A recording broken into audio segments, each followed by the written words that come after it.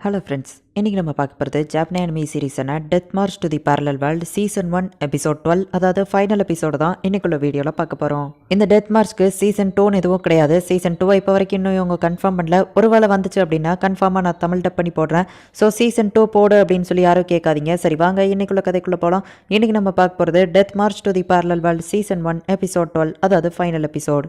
300% சாயங்காலத்துக்குள்ளே வந்தாகணும் அப்படின்னு நம்ம சொல்லியிருப்போம். ஆனால் இவங்க கிட்ட மேஜிக் பாட்டில் இல்லை. சாயங்காலத்துக்குள்ளே 180 பாட்டில் செய்ய வாய்ப்பே இல்லை. உனக்கு ஏதோ பிரச்சனையா அப்படின்னு சொல்லி அந்த கடைக்கார் கேட்காரு. நம்ம ஹீரோவும் ஆமான்னு சொல்லுவோம். பிரச்சனையில் இருக்கிறவங்கள என்றைக்கும் நான் கைவிட மாட்டேன், உள்ள வாங்க அப்படின்னு அவர் சொல்கிறாரு. சரி, நம்ம ஹீரோவும் ஹாப்பி ஆகிட்டு இப்போ 2 டீமாக பிரிக்கிறான். ஒரு டீம் வந்து அந்த போர்ஷனை ரெடி பண்ணுவாங்க, இன்னொரு டீம் வந்துட்டு இந்த மேஜிக் பாட்டில் ரெடி பண்ண ஹெல்ப் பண்ணுவாங்க.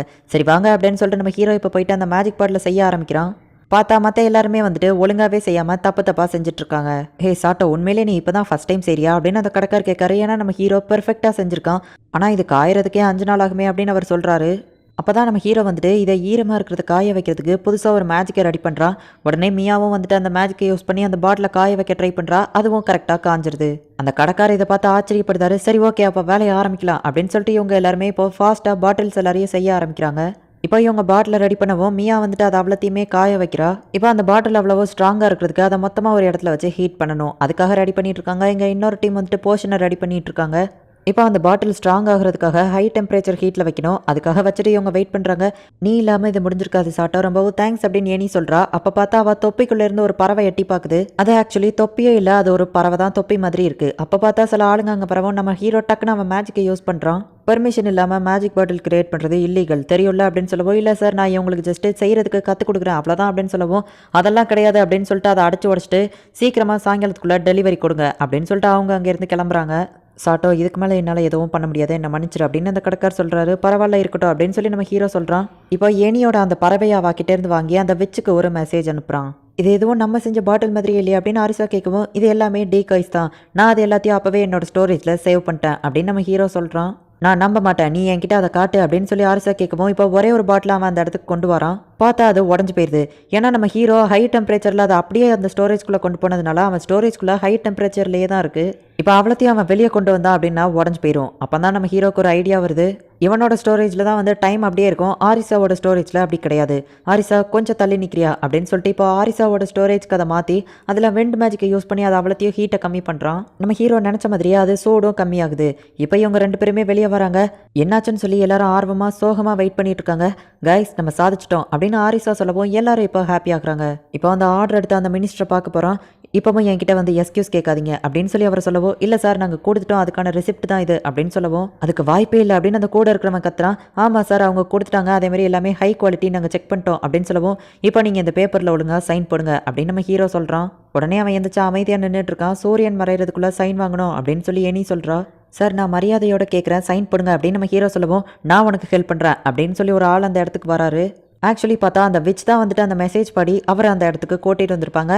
அவர் அந்த இடத்துல கிட்டத்தட்ட ஒரு பெரிய மேயர் மாதிரி. உங்கள் அப்பா மேலே இருக்கிற மரியாதையில் இந்த இடத்த உனக்கு கொடுத்தா நீ அதுக்கு புத்தியை காட்டிட்டல அப்படின்னு சொல்லிட்டு அவர் திட்டிட்டு, நீ என்ன வில்லத்தனம் பண்ணாங்கிறது எனக்கு தெரிஞ்சு போச்சு, இனிமே உனக்கு ஜெயில் தான் அப்படின்னு அவர் சொல்லவும், இந்த ஆள் அந்த மேயரை அட்டாக் பண்ணுறதுக்கு ரெடி ஆகுறான். உடனே அவர் வந்துட்டு அதை ஈஸியாக தடுத்துட்டு, இதெல்லாம் ஏன் கிட்ட வேலைக்காகாது, இனிமே உனக்கு இறக்கம் காட்ட மாட்டேன் அப்படின்னு வால் எடுத்துட்டு சண்டைக்கு ரெடியாகவும், நம்ம ஹீரோ டக்குன்னு அடிச்சு போடவும், எதுக்காக அப்படின்னு அவர் கேட்குறாரு. ஏன்னா சின்ன குழந்தைங்க இருக்காங்க அப்படின்னு நம்ம ஹீரோ சொல்கிறான். உண்மையிலேயே ஒரு சூப்பரான ஃப்ரெண்டு உங்களுக்கு கிடைச்சிருக்காங்க அப்படின்னு சொல்லி அந்த விச் கிட்ட அந்த ஆள் சொல்கிறான். இவங்களுக்கு பாட்டில் செய்ய ஹெல்ப் பண்ண அந்த ஆளோட இடத்த அடிச்சு உடச்சு போட்டாங்க. அதுக்கு நிறைய தொட்டு கொடுத்துருக்கிறதுனால அந்த ஆள் ரொம்பவும் ஹாப்பியாக இருக்காரு. எனி வந்துட்டு தேங்க்ஸ் சொல்கிற விதமாக நம்ம ஹீரோக்கு ஒரு கிஃப்ட் கொடுக்குறா. அந்த விச் வந்துட்டு அதில் சில மேஜிக் ஸ்பெல்லாம் போட்டு சான்ஸ் கிடச்சா நம்ம திரும்பவும் மீட் பண்ணலாம் அப்படின்னு சொல்லிட்டு இப்போ அவங்க எல்லாருமே அந்த இடத்துல இருந்து கிளம்புறாங்க. இப்போ நம்ம ஹீரோவோட டீமோ அவங்களோட ஜேர்னியாக கண்டினியூ பண்ண ஆரம்பிக்கிறாங்க. மாஸ்டர், நம்ம நெக்ஸ்ட் எங்கே போகிறோம் லோலோ கேட்கவும், ஒரு ஆபத்தான சிட்டிக்கு அப்படின்னு நம்ம ஹீரோ சொல்கிறான். ஜீனா ஒரு லெட்டர் எடுத்துட்டு ஃபாஸ்ட்டாக ஓடி வரவும், என்னது அப்படின்னு அவங்க ஃப்ரெண்ட்ஸ் கேட்குறாங்க. சாட்டோ எனக்கு லவ் லெட்டர் அனுப்பியிருக்கான் அப்படின்னு அவள் அதை ரீட் பண்ணி காட்டுறா. இங்கே என்னோட ஜேர்னி சூப்பராக போய்கிட்டு இருக்கு, நீ எப்படி இருக்க அப்படின்னு சொல்லி கேட்கவும், இதை பார்த்தா லவ் லெட்டர் மாதிரி தெரியலையே அப்படின்னு சொல்லி அவங்க ஃப்ரெண்ட்ஸ் சொல்கிறாங்க. என்னோட ஜேர்னி நான் எதிர்பார்த்ததை விட ரொம்ப அதிக நாட்கள் போய்கிட்டு இருக்கு அப்படின்னு சொல்லி நம்ம ஹீரோ சொல்கிறான். இப்போ அவங்க எல்லாரும் போகிற வழியில் உட்காந்து சாப்பிட்டுட்டு இருக்காங்க. மாஸ்டர், இது ரொம்ப ஸ்வீட்டாக இருக்குது அப்படின்னு சொல்லி போக்கோ சொல்லவும், நம்ம ஹீரோவும் அதை உடச்சு பார்க்குறான். அதுக்குள்ளே இருந்து தண்ணி மாதிரி ஒன்று வருது. உண்மையிலேயே அது ரொம்பவோ டேஸ்ட்டாக இருக்குது. இது உண்மையிலேயே டேஸ்ட்டாக இருக்குது, நீங்களும் சாப்பிடுங்க அப்படின்னு நம்ம ஹீரோ சொல்லவும், நம்ம ஹீரோ கையில் இருக்கிறத போயிட்டு அவங்க சாப்பிட்டுட்டு இருக்காங்க. உடனே ஆரிசா கடுப்பாக இந்தாங்க தொடச்சிக்கோங்கன்னு அவளும் அதே மாதிரி சாப்பிட பார்க்கவும், தேவன்னா இதில் இருந்து டேரெக்டாக சாப்பிடு அப்படின்னு நம்ம ஹீரோ திட்டுறான். டெய்லியும் வண்டியில் ட்ராவல் பண்ணுறது ரொம்பவுமே டயர்டாக இருக்குது அப்படின்னு சொல்லி அந்த லெட்டரில் நம்ம ஹீரோ எழுதியிருக்கான். இப்போ போச்சி வந்துட்டு தூங்குறதுக்காக ஒரு கதை சொல்லுங்க அப்படின்னு சொல்லி ஒரு புக்கை கொடுக்குறா. நம்ம ஹீரோவும் அந்த கதையை ரீட் பண்ணுறான். ஒரு 8 கடவுள்கள் இருந்தாங்க. கடவுள்னா யாரு அப்படின்னு போச்சி கேட்கவும், கதையை மட்டும் ஒழுங்கா கேளு அப்படின்னு சொல்லிட்டு நம்ம ஹீரோ சொல்ல ஆரம்பிக்கிறான். அந்த 8 கடவுள்லையும் மற்ற 7 கடவுளுக்கும் முன்னாடியே கிரியேட் ஆனது ஒரு டிராகன் காடு தான். 9வதா ஒரு டீமன் காட் இருந்தாரு. ஆனா அவர் எல்லா கடவுள்கள் கூடயும் சண்டை மட்டுமே போட்டுட்டு மக்கள் எல்லாரையும் அடிமையாக்க ட்ரை பண்ணாரு. ஹியூமன்ஸ் வந்துட்டு அவங்களுக்கு ஹீரோயினாக இருக்கிற ஒரு காட் கிட்ட போய் ஹெல்ப் கேட்டாங்க. அவங்க மற்ற காட் கிட்ட ஹெல்ப் கேட்டோம். அவங்க யாருமே பண்ணாததுனால அவங்களுக்கு வேறு ஆப்ஷன் இல்லாமல் அந்த டிராகன் கிட்ட போயிட்டு ஹெல்ப் கேட்டாங்க. அந்த டிராகனை அவங்களுக்கு ஹெல்ப் பண்ண மாட்டேன்னு சொல்லிட்டு, ஆனால் பதிலுக்கு ஒரு ஹீரோவை சமன் பண்ணுற சர்க்கிளை அவங்களுக்கு கற்றுக் கொடுத்துச்சு. அந்த ஹீரோவால் அந்த டீமன் லார்டை தோக்கடிக்க முடியும் அப்படின்னு நம்ம கதை சொல்லிட்டு இருக்கும்போதே மற்ற எல்லாரும் தூங்கிடுறாங்க. நான் திரும்ப உன்னை எப்போ பார்ப்பணும்னு ஆர்வமாக காத்துட்ருக்கேன் ஜீனா அப்படின்னு நம்ம ஹீரோ அந்த லெட்டரில் எழுதியிருக்கான். நானும் உன்னை மீட் பண்ண காத்துக்கிட்டு இருக்கேன் அப்படின்னு சொல்லி ஜீனாவோ சொல்கிறா. இங்கே நம்ம ஹீரோ மேலே எல்லா கேர்ள்ஸுமே படுத்து தூங்கிட்டு இருக்காங்க. இதை பார்த்து ஆரிசா என்னையும் கூப்பிட்டுருக்கலாம்ல அப்படின்னு சொல்லி திட்டிகிட்டு இருக்கா. ஐயோ நான் என்னோட ஃபேஸை கூட இன்னும் வாஷ் பண்ணலையே அப்படின்னு சொல்லி லோலோ வெக்கப்படவும், இதுலேயும் நீ க்யூட்டாக தான் இருக்க அப்படின்னு நம்ம ஹீரோ சொல்லவும் அவன் இன்னும் வெக்கப்படுறா. இது கடைசி எபிசோட் அப்படிங்கிறதுனால ஒரு பாட்டை போட்டு விட்டுருந்தாங்க. இப்படியே ஒரு ஹாப்பியான எண்டிங்கோடையே இந்த சீசன் 1 முடியுது. சீசன் 2 இன்னும் வரல. அது வந்தால் கண்டிப்பாக நான் போடுறேன். சீசன் 2 போடுங்க அப்படின்னு சொல்லி யாரும் தயவு செஞ்சு கமெண்ட்டில் கேட்காதீங்க. அண்ட் நீங்கள் கேட்க போகிற கேள்வி என்ன அப்படிங்கிறது எனக்கு தெரியும். இந்த அனிமையில் நம்ம ஹீரோக்கு ஓவராக பவர் இருந்துமே அதை அவன் கரெக்டாக யூஸ் பண்ண மாதிரி தெரில. ஸோ நெக்ஸ்ட் அனிமையில் நம்ம ஹீரோக்கு ஓவர் பவர் இருக்கும். அவன் அதை கரெக்டாக யூஸ் பண்ணுற மாதிரியான ஒரு அனிமேவை தான் நெக்ஸ்ட் அனிமேவாக நான் போட போகிறேன்.